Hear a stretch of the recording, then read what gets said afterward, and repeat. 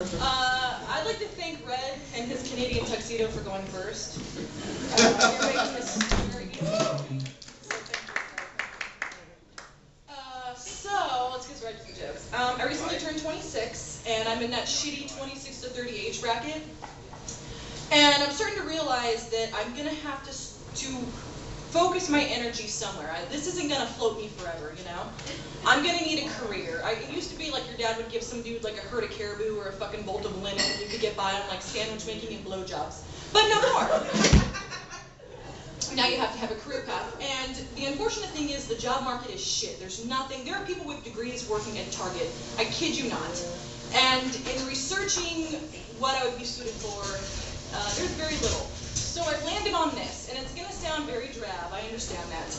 But I've got some solid positives, and I think you guys will have my back. It's going to sound very murky. Hang on, I'm going to take you into Mordor and right up to the Shire. Just hang tight. All right. I think that I would be suited for a dazzling career in exotic dance. Now, my reasons are as follows. Meeting new people. I actually interviewed some of these ladies, these dancers, and there's a sort of stripper camaraderie. Did you like that? My name's fancy? It's nothing to scoff at. Okay, have you seen those shoes? They're clear. They're clear, but they're like 14 feet tall. Scary. Quite a breeze. At any rate, stripper camaraderie. It's a big deal.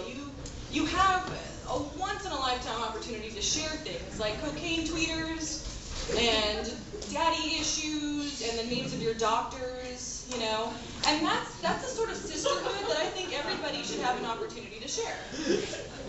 Also, being a role model for young women. Believe it or not, aspiring comedian is not what little girls dream about being. But if you tell them that you take your clothes off for money, they have questions. And I want to give back to the community like that.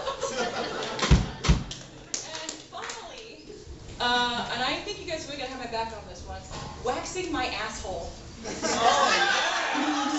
sound very cosmopolitan? It does. I would enjoy being able to walk around this room knowing that my asshole is neater and more kept than all y'all's. So, I'm thinking about putting in a resume.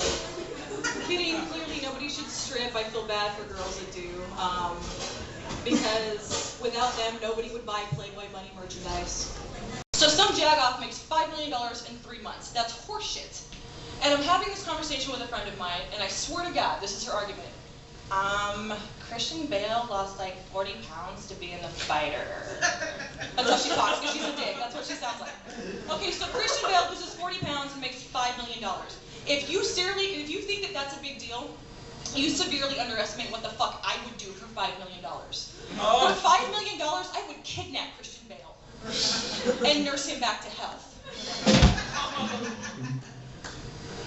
So, the job market is so bad.